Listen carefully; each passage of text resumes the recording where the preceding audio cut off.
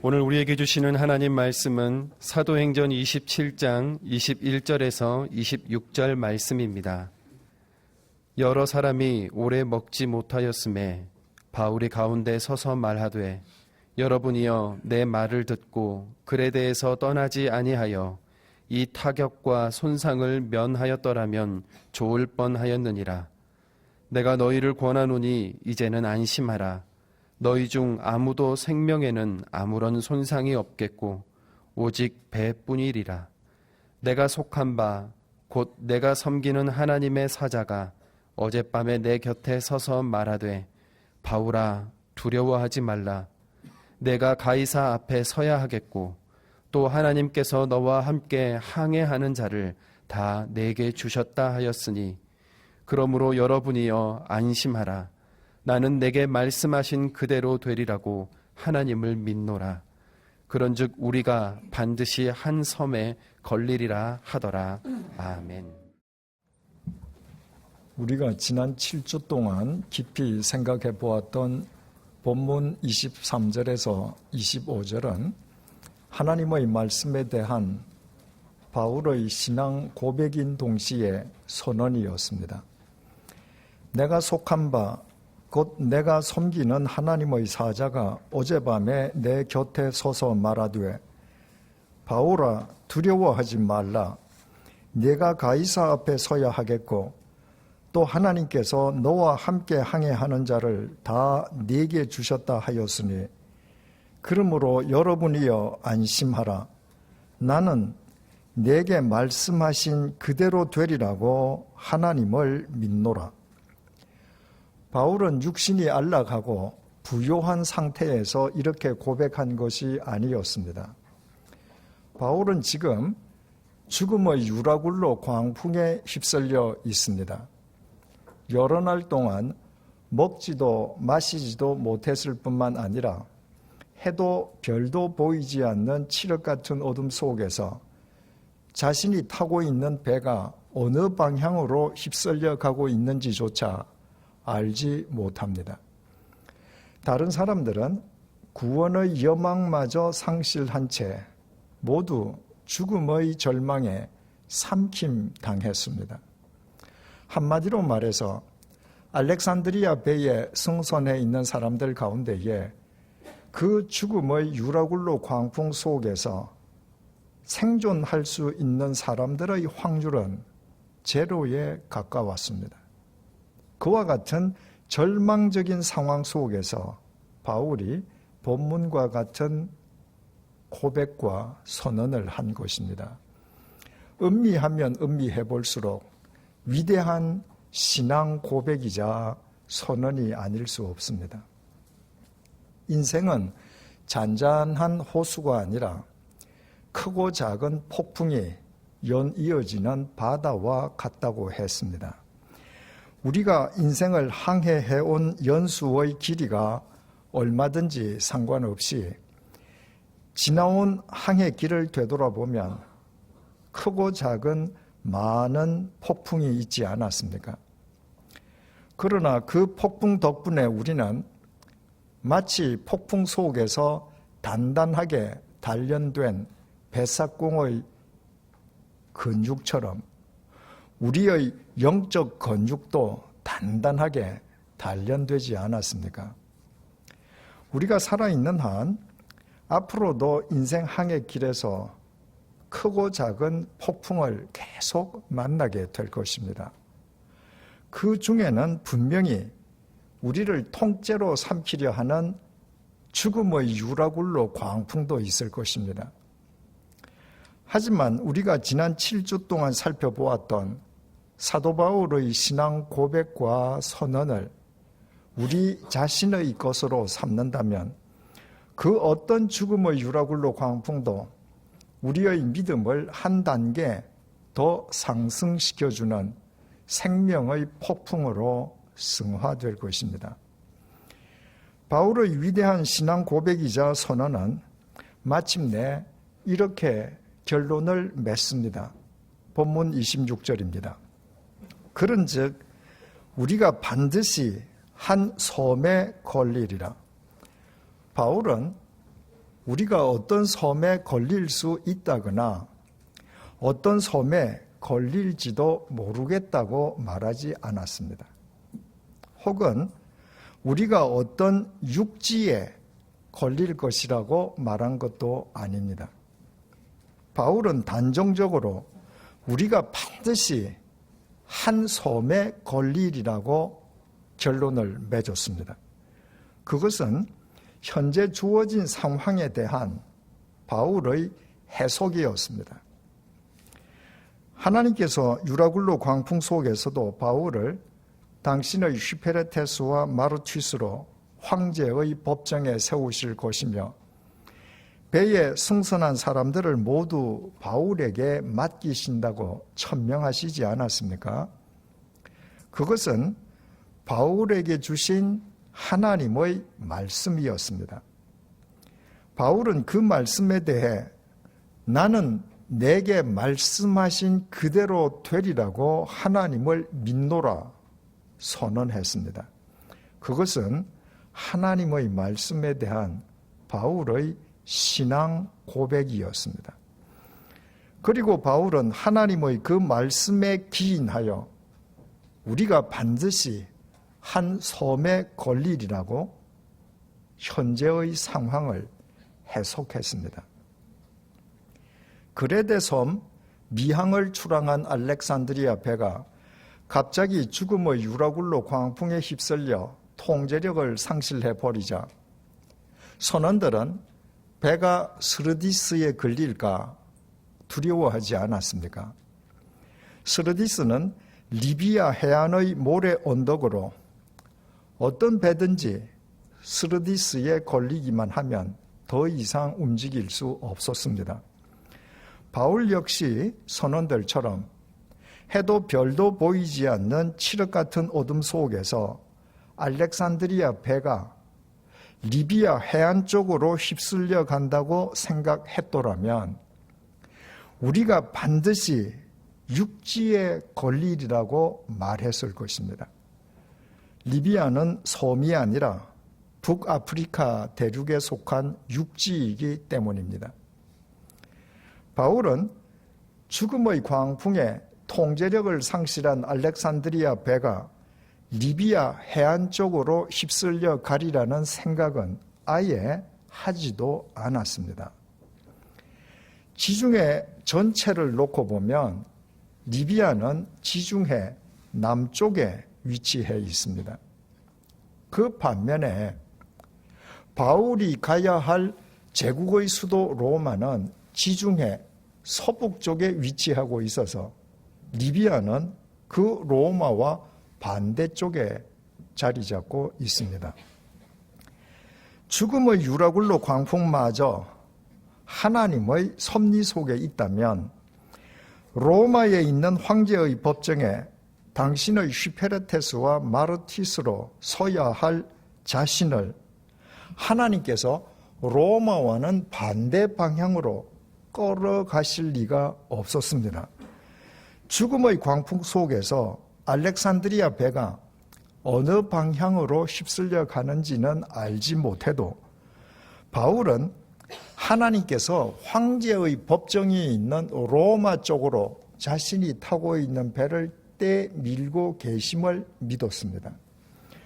그것이 사실이라면 알렉산드리아 배는 로마로 향하는 지중해 길목의 어느 섬인가 이를 것이 분명했습니다.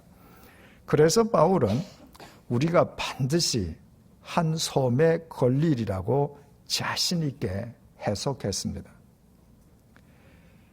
그리고 바울의 해석은 그대로 맞아떨어졌습니다. 앞으로 살펴보겠습니다만 바울을 포함하여 알렉산드리아 배에 타고 있던 276명 전원은 한 섬에 무사히 상륙해서 이듬해 봄이 오기까지 다 함께 그 섬에서 겨울을 지냈습니다. 28장 1절에 의하면 그 섬의 이름은 멜리데입니다. 오늘날 지중해의 말타 섬입니다. 지도를 확인해 보면 말타 섬은 놀랍게도 알렉산드리아 배가 출항한 그레데 섬에서 바울이 가야 할 로마로 이르는 중간 길목에 자리 잡고 있습니다. 바울은 우리가 반드시 한 섬에 걸리리라고 선언하면서 우리말 걸리다로 번역된 동사를 헬라어 에크피토로 표현했습니다. 그 동사의 의미는 떨어지다는 뜻입니다. 바울이 하나님께서 자신들을 반드시 어느 섬엔가 떨어뜨려 주실 것이라고 선언했던 것입니다. 바울은 유라굴로 광풍이 아무리 죽음의 광풍이라고 해도 하나님께서 황제의 법정에 서야 할 자신이 타고 있는 알렉산드리아 배를 들어 황제의 법정이 있는 로마로 향하는 지중해 길목 어느 섬엔가 떨어뜨려 주실 것이라고 해석한 것입니다. 그리고 그가 믿고 해석한 대로 이루어졌습니다. 바울이 믿는 하나님은 그런 분이셨습니다. 사명자반에서 믿음을 재정립하면서 믿음은 해석이라고 했습니다. 하나님의 말씀으로 주어진 상황을 어떻게 해석하느냐에 따라서 과정과 결과가 판이하게 달라집니다. 형이 받아야 할 장자의 축복을 부당하게 탈취한 동생 야곱은 자신을 죽이려는 형을 피해서 밧단 아람의 외삼촌 집으로 도망갔습니다. 그곳에서 큰 가문을 이룬 야곱은 20년 만에 고향 가나안으로 귀향했습니다. 귀향길 베들레헴에서 야곱이 가장 사랑하던 아내 라헬이 아들을 낳다가 난산 끝에 그만 숨을 거두었습니다. 창세기 35장 18절입니다. 그가 죽게 되어 그의 혼이 떠나려 할 때에 아들의 이름을 베논이라 불렀으나 그의 아버지는 그를 베냐민이라 불렀더라. 라헬은 운명하면서 자신의 태에서 막 태어난 핏덩이 아들의 이름을 베논이라고 지어 주었습니다. 슬픔의 아들이라는 의미였습니다. 태어나는 순간부터 어미를 잃어 생모의 젖도 빨 수 없게 되었으니 죽어가는 생모의 눈으로 그 아들을 슬프디 슬픈 아들이라고 해석한 것이었습니다. 하지만 야곱은 그 즉시 아이의 이름을 베냐민으로 고쳐 불렀습니다. 오른손의 아들이라는 뜻입니다. 성경에서 오른손 혹은 오른편은 탁월, 능력의 상징입니다. 인간의 생사는 하나님께 달려있지 않습니까? 야곱은 막 태어나는 아이를 하나님의 오른손에 사로잡힌 아들, 즉 하나님의 능력을 힘입어 태어나는 아들로 해석한 것입니다.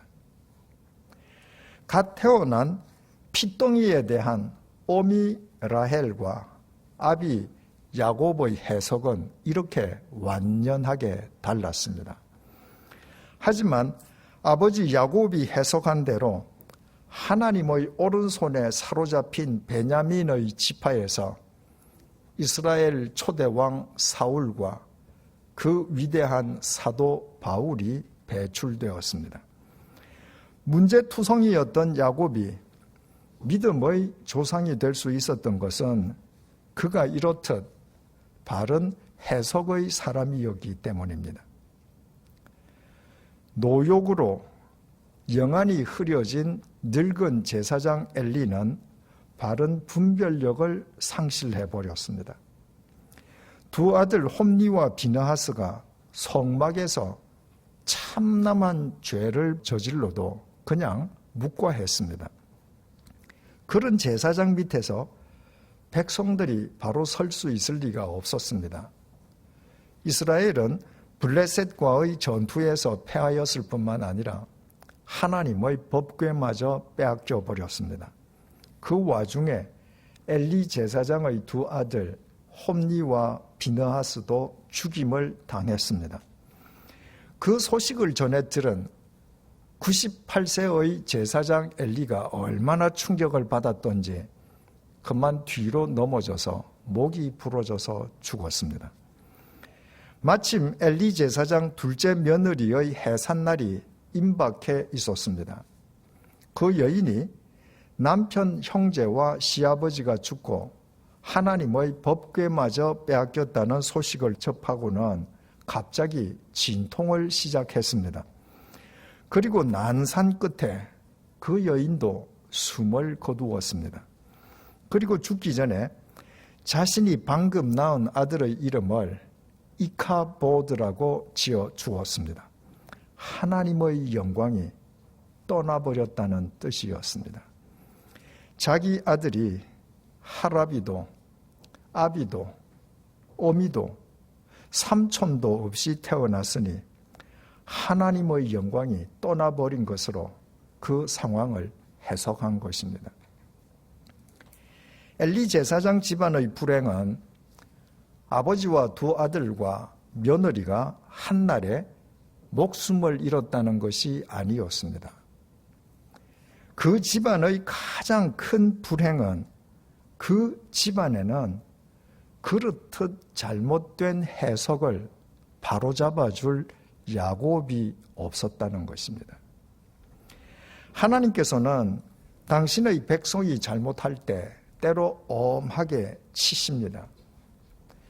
하지만 하나님의 치심은 완전한 멸절을 위함이 아니라 언제나 다시 세워주시기 위함입니다. 다음은 호세아 선지자의 증언입니다. 호세아서 6장 1절에서 4절입니다. 오라, 우리가 여호와께로 돌아가자. 여호와께서 우리를 찢으셨으나 도로 낮게 하실 것이요 우리를 치셨으나 싸매어 주실 것임이라. 여호와께서 이틀 후에 우리를 살리시며 셋째 날에 우리를 일으키시리니 우리가 그의 앞에서 살리라. 그러므로 우리가 여호와를 알자. 힘써 여호와를 알자. 그의 나타나심은 새벽빛같이 어김없나니 비와 같이 땅을 적시는 늦은 비와 같이 우리에게 임하시리라 하니라. 하나님께서 우리를 치고 찢으시는 것은 고름투성이인 우리의 환부를 도려내고 새살이 돋아나게끔 싸매어 주시기 위함입니다. 그러므로 하나님께서 우리를 치고 찢으시는 순간이 실은 우리가 하나님께로 되돌아가 하나님의 치유를 입을 은혜의 시간입니다. 이런 관점에서 엘리 제사장의 집안에도 이카보드라고 이름 지어진 아이를 보고 아니다. 이 아이는 결코 하나님의 영광이 떠나버린 이카보드가 아니다. 이 아이는 하나님의 영광을 되찾을 하나님의 아들 벤하 엘로힘이다 라고 새롭게 해석해 줄 야곱이 있었어야만 했습니다. 그랬더라면 그 아이의 출생이 엘리 집안의 남은 사람들이 하나님께로 되돌아가는 은혜의 계기가 되었을 것입니다. 이처럼 하나님의 말씀으로 주어진 상황을 어떻게 해석하느냐에 따라서 과정과 결과가 판이하게 달라집니다. 현재 주어진 상황에 대한 바른 해석을 위해서는 반드시 지금까지 걸어온 길을 되돌아봄과 동시에 주님 안에서 가야 할 길을 내다보아야 합니다. 그때 주님의 말씀에 의한 바른 해석이 가능합니다. 바울이 2차 전도 여행 중에 드로아를 방문했을 때의 일입니다. 드로아에 도착한 날 밤에 바울이 환상을 보았습니다. 마게도니아 사람이 바울에게 마게도니아로 건너와서 우리를 도와달라고 요청하는 환상이었습니다. 오늘날 터키 대륙의 서쪽에 위치한 드로아는 아시아 대륙에 속해 있었습니다. 반면에 마게도니아는 오늘날 그리스로 에게해 넘어 유럽 대륙에 속해 있었습니다.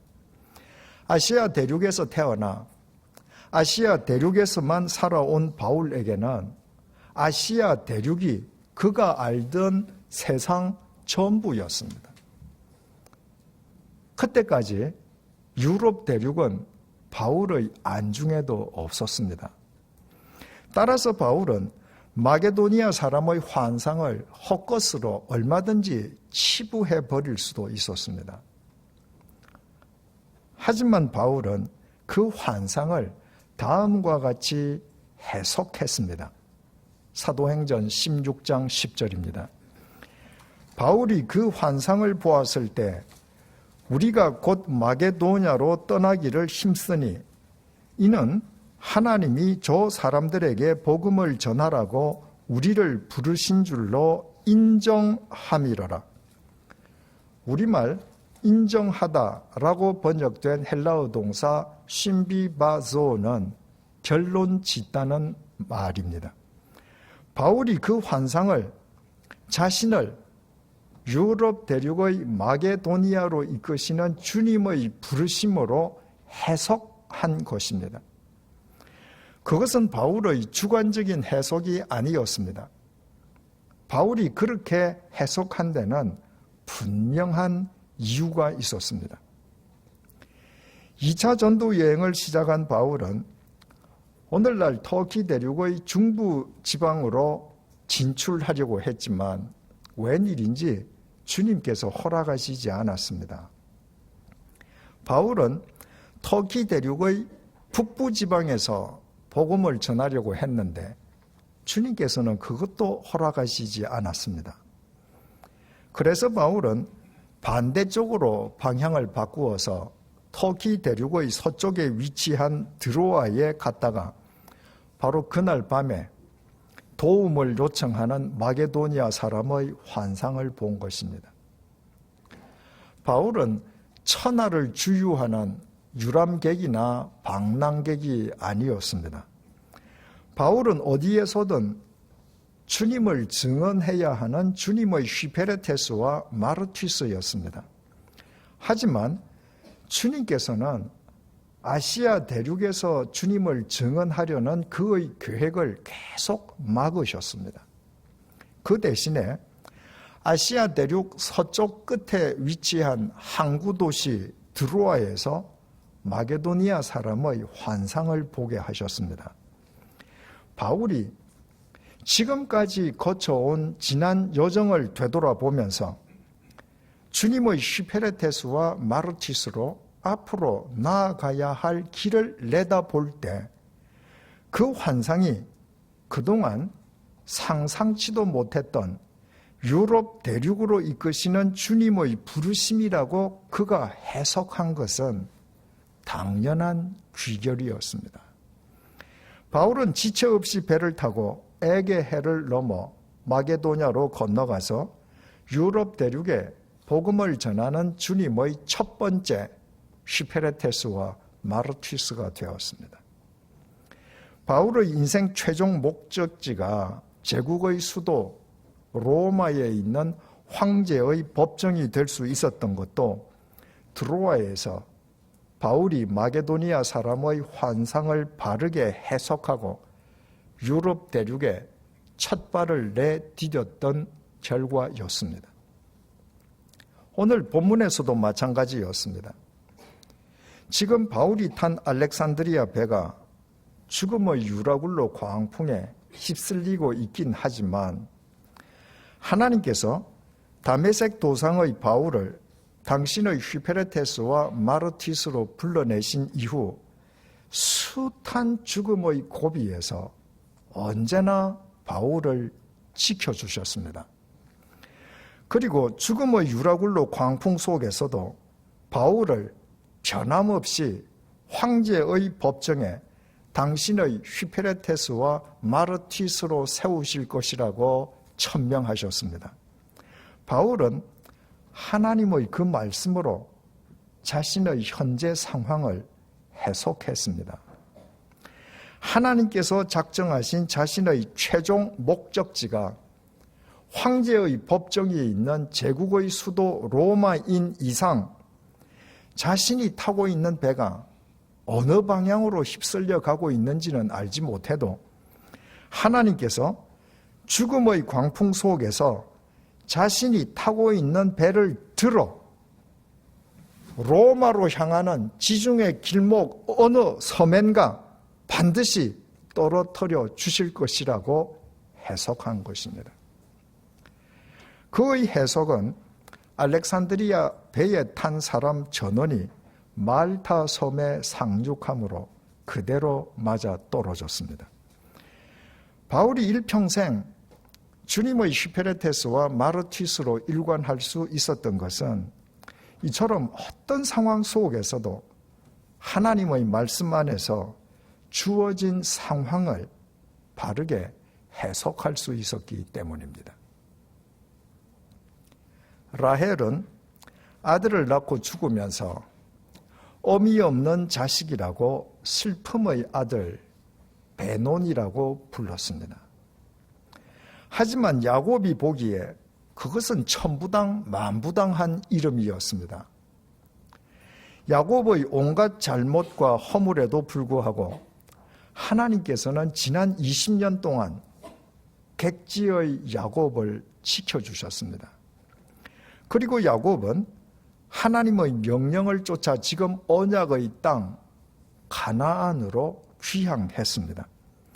언약의 땅에서 태어나 언약의 땅에서 앞으로 살아갈 그 아들이 단지 어미를 잃었다고 해서 하나님께서 그 아들을 계속 슬픔의 아들로 내버려 두실 리가 없었습니다.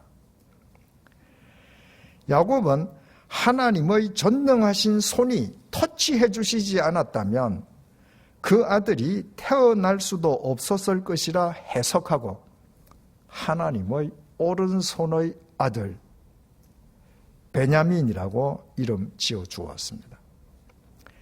만약 야곱이 그 아들을 슬픔의 아들을 뜻하는 베노니로 그냥 그대로 내버려 두었더라면 베노니의 인생은 우리가 성경을 통해 알고 있는 베냐민의 인생과는 전혀 다르게 전개되었을 것입니다.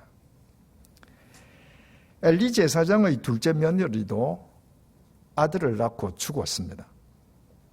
그의 남편도 그의 시아버지도 시아주버니도 모두 하나님을 등지고 살다가 죽었습니다.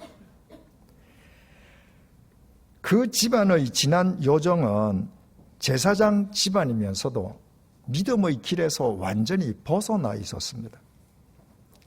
그렇다면 그 여인은 자기 아들의 태어남을 이제는 자기 집안이 하나님께로 되돌아가야 할 때인 것으로 해석하고 자신의 해석이 남은 사람들을 위한 유언이 되게 해야 했습니다.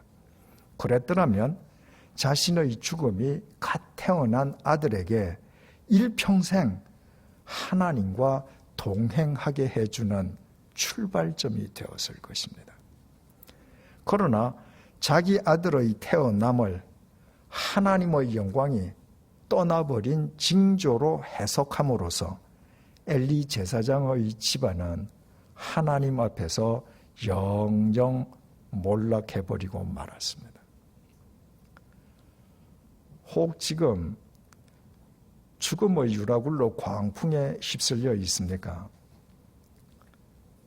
그렇다면 우리 모두 우리 각자의 지난 여정을 한번 되돌아보십시다. 온갖 어려움 속에서도 지금까지 하나님의 말씀을 쫓아 살아왔습니까? 그 경우라면 두려워하지 말고 죽음의 광풍을 뚫고 계속 앞으로 나아가십시다. 하나님께서 그 광풍 속에서 우리를 당신의 휘페레테스와 마르치스로 삼아 분명히 누군가를 구해내실 것이고, 그 광풍을 통해 우리가 반드시 거쳐가야 할 은혜와 섭리의 섬으로 우리를 이끌어가 주실 것입니다. 반대로 지금까지 하나님을 믿는다고 하면서도 실제로는 하나님과 등지는 삶을 살아왔습니까?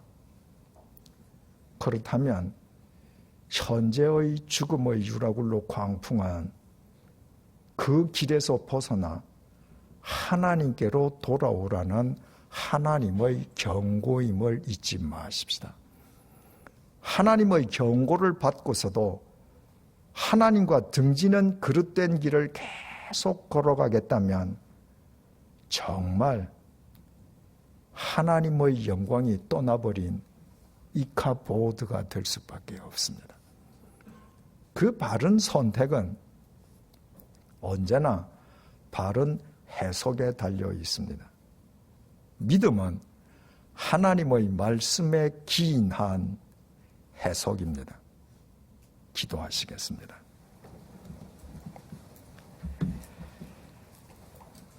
주님께서는 겟세마네 동산에서 땀에 피가 스며나기까지 할 수만 있다면 십자가의 죽음을 피하게 해달라고 기도하셨습니다.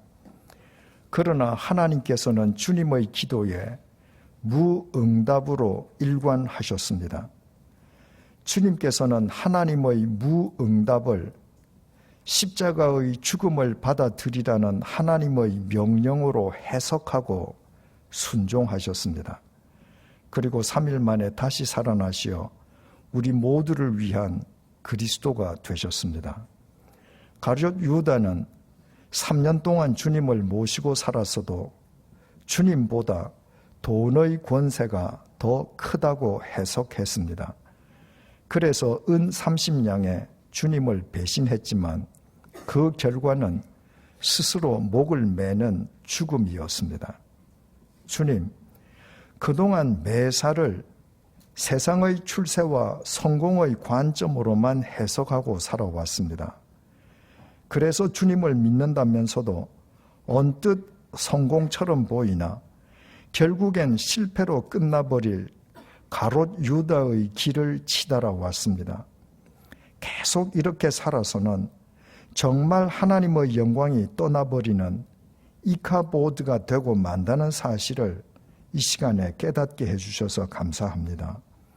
겟세마네 동산의 주님을 본받아 하나님의 무응답 속에서도 지나온 길을 되돌아보고 가야 할 길을 내다보면서 하나님의 말씀으로 주어진 상황을 언제나 바르게 해석하게 도와주십시오. 그리하여 바울처럼 그 어떤 유라굴로 광풍 속에서도 우리의 인생이 하나님께서 예비해 두신 섭리와 은혜의 섬에 반드시 이르게 해 주십시오. 어떤 상황 속에서도 주님과 동행하는 삶보다 더 형통한 삶이 없음을 일평생 잊지 말게 해 주십시오. 예수님의 이름으로 기도드립니다. 아멘.